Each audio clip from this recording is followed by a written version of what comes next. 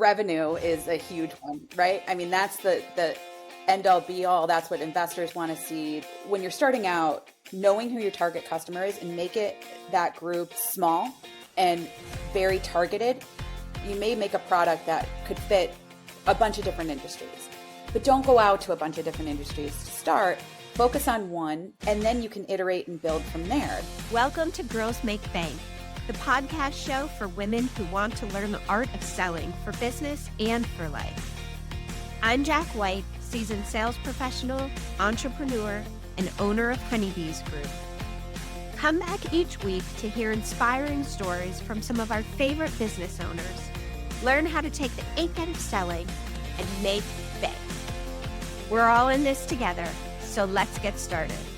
Hello and welcome back to another episode of Girls Make Bank. I am very excited today because I am here with Katie Dunn, who's joining us. Katie is a seasoned investor, entrepreneur, venture expert who focuses on angel investments in underrepresented pre-seed and seed stage founders.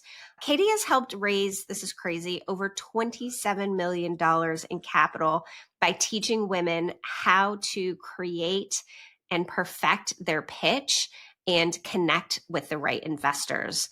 I love that. I've done angel investing myself, and I love helping women raise money for their businesses. So I appreciate all of the work you've done. Welcome to Girls Make Bank. Thank you so much, Jack. I'm really excited to be here. You know this because I've told you this personally. I am such a huge fan of this podcast. I eat off these episodes, so to be a guest is like such an honor. Thank you so much. Thank Thank you. It's been really fun doing these episodes and getting to sort of interview and connect with women that I admire and my friends in a different way. It's been a really fun experience. So for those that don't know you as well, tell us a little bit about yourself and your career journey, because it's nonlinear and very interesting. The nonlinear is absolutely true. Yeah. So I spent 25 years in commercial real estate finance. I worked for banks and financial institutions, lending money for people that owned buildings all across the country. So what that really taught me was how to underwrite people, places, and things. And I got really comfortable with money. I'm really comfortable with spreadsheets. I like to say I think in Excel. And along that journey, I was always looking for ways to invest my own money. And I invested in stocks, in real estate, and I even produced a movie at one point, which is something I always wanted to do. And then I got into startups, and that's where I was really hooked. And during the pandemic, I really leaned into it. So I started investing more. I started networking more. I started learning more. I took an angel investing class. Almost 3 years ago now, I left corporate officially. I asked the company I was working for to give me a package, and I went off on my own to work with startup founders directly and helping them raise money, bringing them the investor perspective and how to go about connecting with them and helping them get the bank, right? Yeah, that's right. Make bank. Talk to me about that mental and emotional shift from working for a company to going out and doing your own thing, because a lot of the women who listen to Girls Make Bank, and certainly myself, I spent a lot of time in corporate and working for other companies before I started Honeybees Group. What was that shift like from working for another company to sort of going out and doing something on your own? I was ready. I mean, I was really ready. I felt like I was banging my head against the concrete ceiling, I like to say, because it was not glass. It was not opaque. It was opaque. I could not see through it. And I wasn't, going anywhere. And I think there's probably some self-sabotage in there. Like I was so trying to get ahead. I couldn't get out of my own way to get ahead. And so I was ready to say, okay, I got to bet on myself, and I've got to, if I want to make something happen, I've got to do it myself. So, but I think so I was ready, and I was lucky that they gave me a package. I was really, really lucky. And I will forever be grateful to the company for doing that. That gave me a safety net of what, being able to figure out what I was going to do. which I needed because I didn't know exactly what I was going to do. But the biggest thing, is really interesting because working for corporate, and you know this well, like there's such specific systems that you're able to work in. And, we had basically like Windows 97 probably still on our computers. And, so coming out into the world and I was researching stuff for startups that I was investing in and seeing all these efficiency tools and all these things. But that's what I kind of nerd out on now is like, what's the new next thing and like all the AI stuff that's come out. I'm like a huge chat GPT user and always trying to figure out like, how can I make myself more efficient? How can I lean into this thing or that thing? Because I never was able to use any of those tools. I was using Excel spreadsheets and PowerPoints to make serious presentations and analysis that now I can do in like 2 seconds on Canva or, using chat GPT for analysis. So that was a big transition, just like figuring all that stuff out, how to kind of get the systems in place. Mm-hmm. I also recently, this past year, have you read the book by Dan Martell, Buy Back Your Time? No, but you're the third person to tell me about it. It's So I think it needs to get on my reading list. Yeah, I'm telling everybody because he has a bit that his thing is make a system or a playbook for everything that's repeatable that you do, and then you can give that to somebody else so that they can replicate it for you, whether it's a virtual assistant or an intern or something, or just even for yourself. Like I was going through some updating of my profiles and all this stuff the other day, and I was like, I need to write this down because oh my god, this is way more. Like I need to remember all these steps. So anyway, I thought that was a good tip. There's so many juicy things that you just said there because number one, I think a lot of women who are leaving corporate, to take it back to the beginning right now, are feeling like the system is not made for us. There's a stat that I've been fixated on: 42% of all new businesses are made by women. That number was 29% before the pandemic.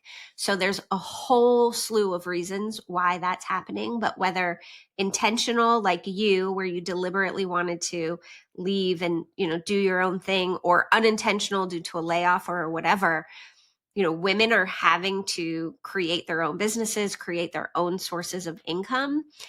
And the second thing you said that really resonated with me, I saw on Instagram, and I can't remember, somebody that I follow, and I wish I knew her name off the top of my head, but she was saying that entrepreneurship, it's not about the money, it's not about the glory, it's about really pushing yourself to see who the best version of yourself can be. And I think that the women who consider themselves entrepreneurs are very much constantly trying to hack ourselves into being more efficient, better, this constantly learning mentality, which I love. And I love when I get to connect with other women that vibe on that level of like, how can we constantly just lift ourselves and everybody up more? Absolutely. I mean that's part of it. A big part of it is finding those people that you can leverage that have other expertise, like you and Yeah. this being the sales expert, and other friends of ours like Melissa Wallace from 5'2" Marketing, who's Yes. the marketing expert. Like all these, Carrie Kirpin on the exit strategy. Yes. Like these are all people people well, and even Yeah. guests, former guests, like that. Having the being able to call any one of you three when I need help is amazing to me. Like Yeah. I don't have a marketing or sales background. The exit stuff I'm working on with some of the founders I've invested in, but Carrie's just a wealth of knowledge in that. So it's Yeah. just that is a huge part of it is like finding the people that you can talk to Yeah. and that will support you. The other Yeah. thing I think is like the perfection issue. I want everything to be so perfect.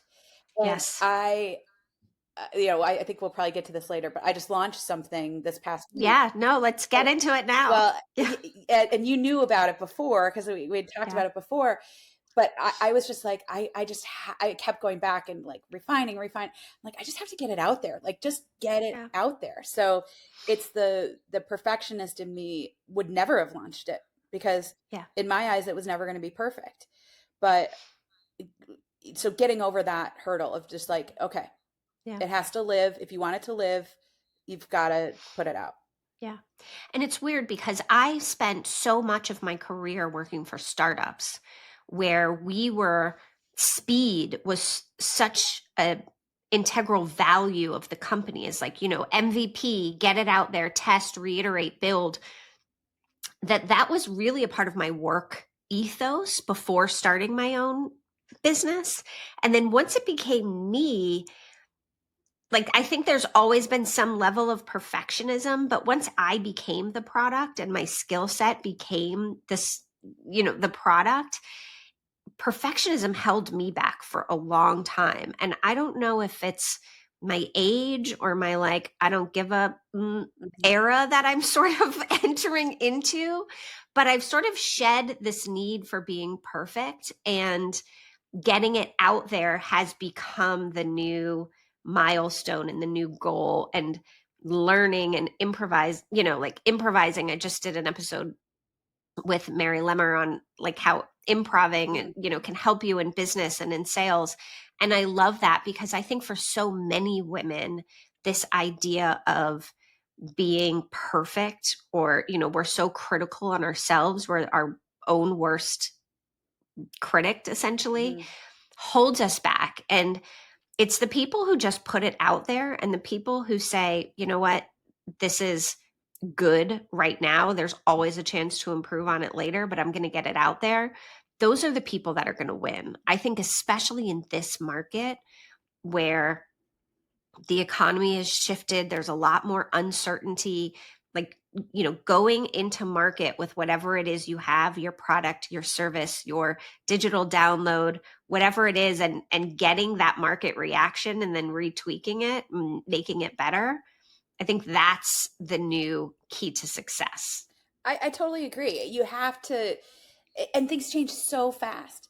So So fast. you have to just take advantage of the opportunity when you see it and make it happen. And I'm in the don't give a whatever era as well. It's a it's also an opportunity to learn, right? So I'm going to get feedback from people, from the initial buyers and from, the couple people I send it to for free.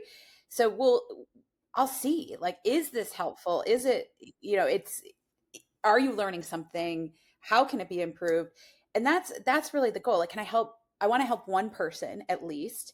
I think it will. And then is there more I can learn from it? Now, you've worked with a lot of founders at their early stages and have gotten to see how their businesses progress and how they progress as founders and CEOs over the course of their business. What do you think are the key qualities that really make a successful entrepreneur in this marketplace? It's all about execution. Can you Hmm. execute? And if want the founder needs to have expertise in what they're building. And if there's gaps, they need to have those resources right behind them. Actual team member is okay. It can be a fractional person, it can be a advisor and a mentor, a consultant, something. But knowing that you've got the expertise to execute and the willingness to execute. A few years ago, I spoke with this founder. One of my friends asked me to speak with her, and she'd been working on her company for 4 years. For 4 years, nothing was launched, not one thing. And she kept doing all this research. And when we were talking, this was it was a product that really went with the insurance industry, but her client was going to be lawyers, but she was solely focused on getting feedback from insurance companies. And I kept saying to her, why are you talking to insurance companies when the lawyers are going to be the ones that pay you? And it was like a huge light bulb moment for her. And I said, and you have to put something out there. You can't keep working on this. You're not making anything happen by working on it, quote unquote. It's got to be, you've got to put it out and see if it works. The only way to do it is to talk to the people that are going to pay you. That's what matters. The other side people that may have some sort of input into it, great, yes, that's fine. But customers are everything, as you know. Yeah. And that's why I think getting it out there, to your point, you know, releasing your LinkedIn guide, getting your product out there, right? Like you can't get feedback. And if you're just talking to people behind the scenes doing research, Mhm. it's all hypothetical until you put it out there and see how people respond. Yep. You really don't have the data. Exactly. Yeah. Yeah. And if it's until you have customers that are paying and give you Yeah. feedback and said, yeah, this worked, this didn't, Yeah. that's what that's what's Yep. gonna matter. Yeah, I spoke to 3 people who recently left W-2 roles and were starting their own. One was in small agency she wanted to start, and the other 2 were consulting, and then they were going to see what they were going to do. And 2 out of the 3 wanted to hire a branding agency to build a website and do a logo, and they were coming up with all of these packages. I actually spoke about it on a podcast that may have I think it's out already, and I said, wait a second, before you do any of that, go sell something. Go talk to people and see what they need and see what they will buy from you and see how it works. And then build, your practice around that. Because I agree with you. Until you are doing it, until you're selling your product, until you're talking to your customer, you don't know the product market fit. So you don't know exactly what it is you're doing, and you can't figure out product market fit, whether it's an actual product or whether it's a service or, whatever it is. You can't figure out how it fits into the market until it's out there and you're seeing how people respond to it. Exactly. Yeah. Spending money on the branding and all that when you don't really like I've seen other people do this too, and you just waste all this time and Yeah. money, especially if you work with somebody that doesn't know what you're doing. If you know use a somebody that you find on the internet that's not an expert in your field or whatever. Yeah. I invest in a lot of beverages, so I've seen people that make these crazy labels and you don't even know what the product is Right. because it's just covered in stuff that they think is really cool and beautiful and whatever. It very well may be, but at the end of the day, if you want somebody to buy it, they need to know what it is first. Yeah. So it's the same thing with yourself and marketing yourself, right? Like what that's why I reinforce every time with everybody, and I coach all my founders that I work with too. Like have a one liner to tell what you're doing. And so, I introduce myself. I'm an angel investor, a board director, and a startup advisor. That's me. So you've got a picture right then and there. And then I can go into more detail what my thesis is as an angel investor, what stage founders I help, all those kinds of things. It's just meant to keep yourself clear on what you're doing. But yeah, you don't need to spend a ton of money on that stuff to Yeah. start. Yeah. How do people, at what point does somebody know that they've gotten product market fit?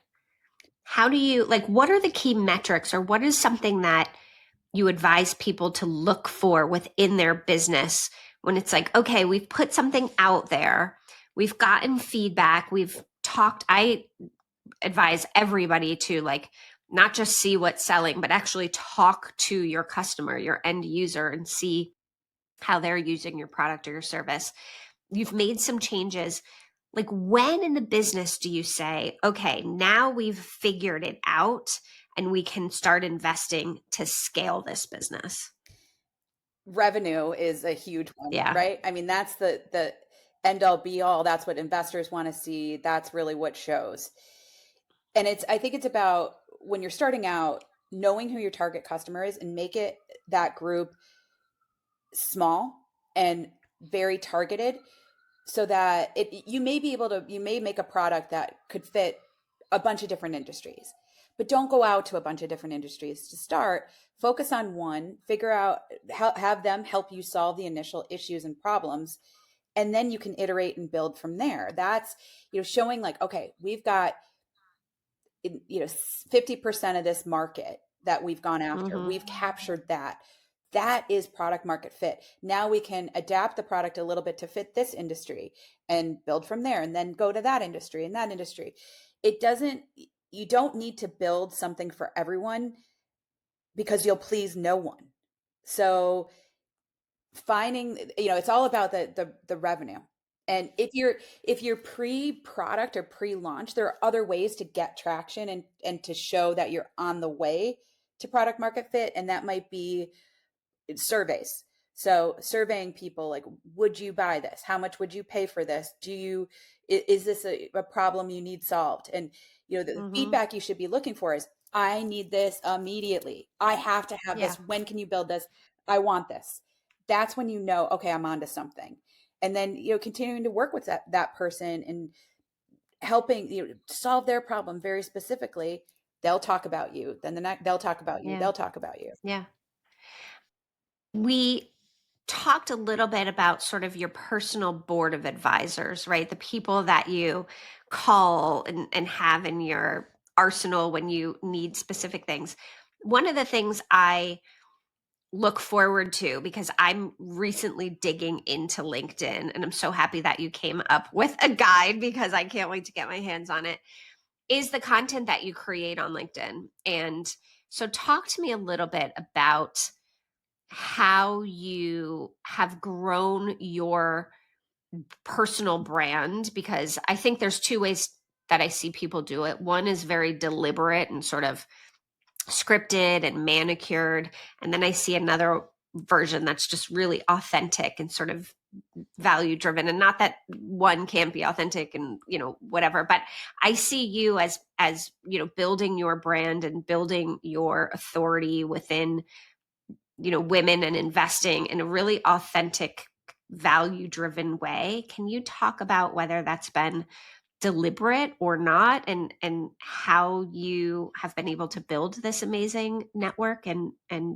brand for yourself? Well, thank you so much for saying all that stuff. I mean, that's exactly what I like aspire to be. So it means so much coming from you that you feel that way. So thank you. But yeah, I mean, during in my corporate days, the last company I was at, I wasn't allowed to post about anything I did at work on LinkedIn. Mm. It was forbidden, and we had a marketing person that would post about deals that we did, and then we were emailed that link to go on and like it. That was the Different. Yeah. extent of LinkedIn, really. In your Microsoft Office 97, yeah, Yes. mail. Like I remember like it was a huge deal when LinkedIn was always blocked because they thought you were searching for other jobs. And we acquired this other company and then they unblocked it because they were trying to do the social media push, bring us into the 21st century, all that. Anyway, so I did not have a LinkedIn presence. I mean, I kept my jobs up to date, but it was like basically a list of the jobs I had. It was not, I did not have a professional headshot. I had nothing there. So, when I went out on my own, like I knew, like if I want to get clients and do all these things, like I've got to be active somewhere. Never been a big Instagram person, not on TikTok. So it made the most sense. That's where my audience is, that working with founders, that's where they're on LinkedIn and they're on X/Twitter. I cannot get myself to stick with X. This is terrible, but and I don't do either. I don't get it. So LinkedIn was the natural place. And it was a challenge, a real challenge. I started posting 5 days a week in 2023. Yes, 2023. I made a New Year's resolution to post 5 days a week every morning at 7:30 a.m. And that was I needed the rigor and I needed the accountability and I needed the schedule to keep me doing it. And I found, look, there's been a lot of posts that have totally bombed, some that have done pretty well. But I feel like, my whole ethos and like who I am, if I wasn't being myself on LinkedIn or social media, it would just like not, I would have a stomach ache all the time. Like I would literally physically manifest in my body. I know that. So I just talk like I write like I talk and I talk like I write. And it's the I'm very direct in how I talk, and so that's how I come across there as well. And I think telling real stories and showing people the ways that they can improve or mistakes that others have made or lessons that I've learned or things that I've seen or why this is better than that, or it's just, it's been well received, I think. And I have a lot of people that say like, oh my gosh, this is really helpful. So that's basically why I did the guide. Is people are like, how did you do that? And so I took all the lessons I've learned. I mean, I'm like approaching 15,000 followers. So in 2 years almost, Yeah. that it's gone from well under 1,000. I think it was like under 500, to be honest. Um, Being able to grow, and I don't know, it's been really fun, honestly. Like it's very cathartic. It's like a Mm-hmm. diary of the work that I've done. Yeah. I save all the posts and I put them into, at the end of every year, I put them into a document so I can refer to them. I look at the analytics. I do the guide goes into all of these things, but Yeah. Yeah. it's it's a lot of time and it's a lot of management. But I have learned Yeah. so much. I have met so many amazing people. I've made, gotten clients, partnerships, uh, just made friends, other Yeah. people I can advise. Like there's one guy that I joke around with, and we've never met. We know each other from LinkedIn. We never Yeah. even Yeah. Zoomed, but we have this rapport. Yeah. So it's been really fun. It's been really fun. And it's interesting because I am new in my content creation journey. And when I talk to people, they're like, what works? This TikTok, is it X? Is it Facebook groups? Is it this? Is it LinkedIn? Is it webinars? And I'm like, yes, Exactly. yes, Yeah. all of that can work. All of those things are great vehicles to build your brand and to get your message out there. It's a matter of finding something that feels good to you and doing it and really focusing on the one thing. So I love that you found LinkedIn as like the way that feels authentic and you go all in on that and you figure out that system. Because one of the reasons why I think people don't have the success or they feel held back in selling and building their own personal brand is because it's overwhelming. There are so many different places to go and you think you need to show up everywhere and you don't. I think you pick a platform and you go all in. And I think LinkedIn for what you're doing, LinkedIn has become my new favorite. I think it's where the real connections are being made right now. I agree. Yeah, it's been great. And I think people, you need to figure out who your customers, where are they? And Yeah. where does the person that you're speaking to? And this is another thing I say, write like you're speaking to one person, like picture that one person. And I picture this woman named Andrea that lives in Brooklyn, and she's a CPG founder and she's thinking about raising money for her company. And that's who I like literally have in my mind. She is a real person, to be Yeah. fair. And I don't even think she knows that I picture her, but um, I picture her so that it's very targeted. And if Yeah. other people learn from it, that's fine. But it goes back to if you're trying to please everyone, you're going to please no one. Mm-hmm. So Yeah. if your audience is on Instagram, great, go deep on Instagram. If your audience is on TikTok, great, go deep there. But I think the other thing that I'm learning and kind of trying to figure out myself right now is like with the TikTok going down, and Right. there's a lot Oh of yeah. other stuff going on. There's a shadow banning going on Instagram, and like there's a lot of Mm-hmm. stuff going on right now. You don't own your audience on any of these social platforms, so getting an email list is everything, Yeah. right? Yes. And that's Yes. how you can really sell too. Yeah. Yeah. I'm huge on email. I was an early employee at Daily Candy, the first email newsletter that was as a business, but I am so bullish on email. I feel like within our Honeybee sales circle that launches in February, actually, everyone is going to be building an email newsletter if they don't have one, and we'll be optimizing if they do, because I think it's 100% your website and your email are the only two audiences you own. Yeah. I've been talking about that for a long time. I totally agree with you. And I think the TikTok 8-hour shutdown, however long it was, people really became aware of it. Hmm. But you have to own your own audience. And the trick is, how do you get them from a place like TikTok or Instagram or LinkedIn and bring them over into your own environment and nurture them and build a one-to-one relationship there. Yeah.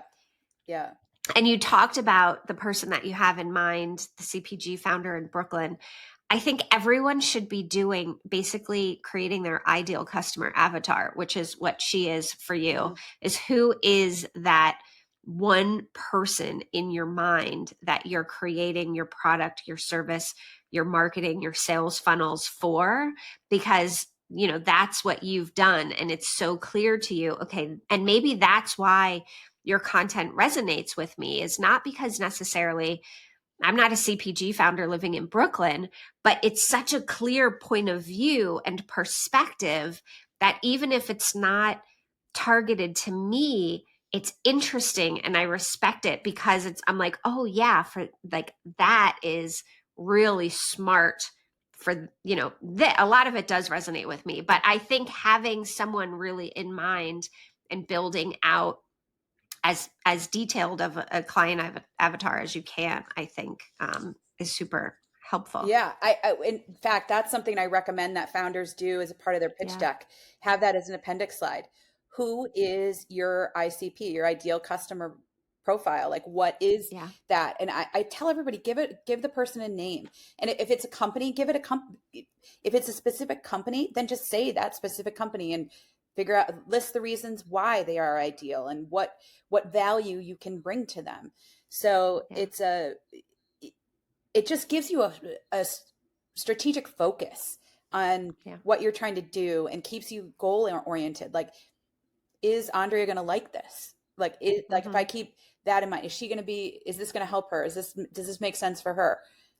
If not, then don't do it. Like, keep it in mind. And even better, if you can have a relationship, a real life situation and you have something, if you have a product that you've built and you've got a customer that really likes you, ask them, just get on the phone and talk to them. There's a founder that I've worked with. Her name is Diana Gerard. She has Magic Dates as her company. She's been on Shark Tank. She got a deal from Mr. Wonderful. Her product is amazing. She makes chocolate covered dates. They're so good. But she answers. I know this product. Yeah. She literally answers the customer service line herself because she wants to talk to the customers. And the emails come from her and the emails go to her for customer service. So she does that because she wants that one-on-one relationship. And when you're a CPG product in a store or being distributed by somebody else, you don't have that one-on-one customer contact anymore. You're not at the farmer's market selling it. So it's great research for her.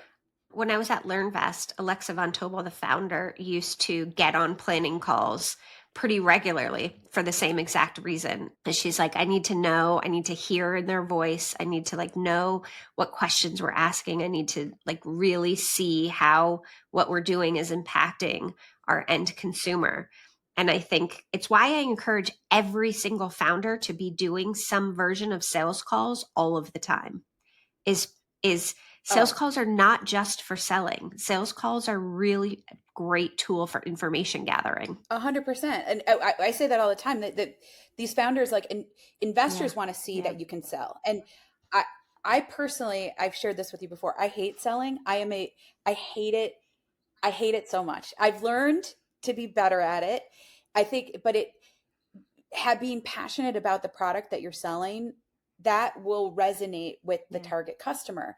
And if you, as a founder, can't be the first salesperson and sell the product, you're not going to go anywhere because no one's going to believe in it as much as you do. Yeah. You see a lot of deal flow and you see a lot of different businesses coming up on the consumer side and B2B all over.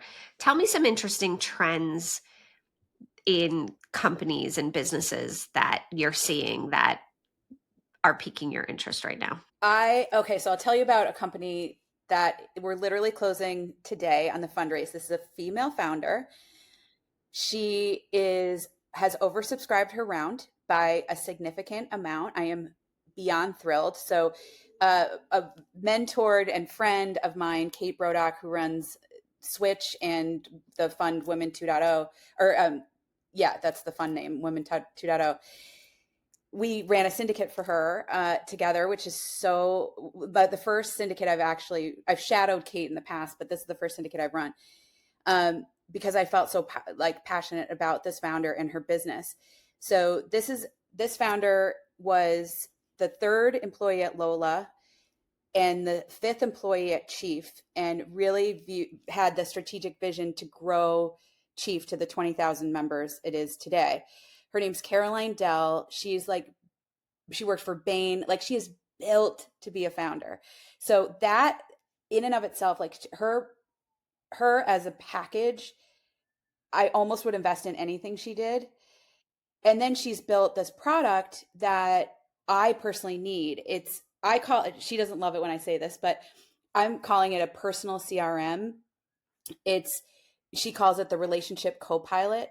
So it uses AI and large language models to take your contacts from every single source, emails, your calendar, CSV uploads, LinkedIn, all of those things, to help you digest who are you connected to. And so going from the amount of getting a huge jump in followers over the past few years, and having thousands and thousands and thousands of Zoom calls over the past few years, like, I don't even know who I know anymore. So having this tool is going to be fantastic. The thing that this has an AI component, but the solution isn't AI. It's not like AI is helping to build it, and it's going to be able to use it as a conversational manner. So that's what I really like about it. And our co-founder, he's been with 8 different startups. He's the technical person. And I mean, he's so impressive. So, like, she's put together the team, she's put together the product, she's doing all the right things. So I'm really excited about that. The other check I wrote this week is for a marketplace in the wedding and event planning industry. The woman founder, her name is Amy Shack Egan. She is a wedding planner extraordinaire. Her company, Modern Rebel, she coined the phrase love parties. She's done all these alternative weddings, I would say, and she's just so passionate about what she's doing. But she knows that the wedding planning business and being a wedding planner, that's not a scalable thing. But she saw the need for a day of coordinator for all of these events that she was planning. And that was the one service she didn't provide, and the one service she was asked for every single time. So she's put together a marketplace for these kind of gig workers, people who do this, to match with people that need it. So she can serve so many more people in this way. And so I love her because of her experience. I mean, she's been doing this for 10 years. She has a book coming out with HarperCollins this year. Like, she's got the chops to do this. And then I've seen what she's executed on the platform. She didn't even announce it. She had 30,000 in sales in the first month, with only like having people find it through her website and Instagram. She didn't even announce it on Instagram, but she does a lot on Instagram. So, like, seeing that kind of traction, it really comes down to the founder and what they're like. Is it founder market fit? That's another big thing. Like, Caroline's got that in relationships in spades. She grew Chief. Like, she knows about the power of relationships and growing big networks. Yeah. Groups of relationships. Yeah. And then Amy, being such an incredible force in the wedding industry, she's got that. So I think those are the things that really excite me, is like, I can brag about these people because I just feel so passionately about them. Like, that gets me so excited. So everybody's talking about AI these days. Everything's just an AI company. The thing I want to caution people is, like, is it solving a real problem? Is it just an AI to be AI? Like, it's got to solve a real problem using AI. Right. I love that, because I do think there's this jump on like the bandwagon for everything that's shiny and new. I see it in the investing world for sure around startups, but it happens in consulting and small agencies where everybody is like, oh, this is what somebody's doing, I'm going to do this too. And I think figuring out how you use the tools and the products that are available in a way that brings your product to life more efficiently and more impactfully is the better way to do that. So you have a LinkedIn guide, which I am going to get my hands on, but you have also generously offered to give a little discount to Girls Make Bank listeners. Tell us about the guide and how we can get it and what special offer you're giving to us. Yes. So you can find it on my website, which is katiedunn.com, KATIEDUNN.com. And it is the LinkedIn strategies for founders. So you can go there, and the code, if you put in JAC 25, so Jack 25, you'll get $25 off. I would love any feedback. Please, please, please give me feedback. That's the one thing I ask. I want to hear if things have worked, what hasn't, what you learned, all that good stuff. And I will put the website and the code in the show notes so that if you are on the go, you can just go back to the show notes and get that. And I advise anyone who is not following Katie on LinkedIn to go and find her and follow her, because she is creating tons of great content for founders at the early stage. And like I said, even if you're not Andrea, the CPG founder in Brooklyn, you are going to get value from what Katie is putting out there. So I advise you to go find her, follow her, and get the LinkedIn guide for founders, because if LinkedIn is your jam, then Katie's a great person to learn from. Thank you so much, Jack. Thank you so much for joining us. I am always excited when I get to see you. And I appreciate everyone listening to this episode. We will see you next week. We're all in it together. Let's go make bank. Thank you for listening to this episode of Girls Make Bank. If you like what you've heard, please remember to subscribe, like, and follow us on Spotify, Apple Podcasts, or wherever you listen. Please review and share our show to help spread the word and help your girls make bank. And I'd love to hear from you. Connect with me on LinkedIn or Instagram, or visit honeybeesgroup.co. Until next time, friends.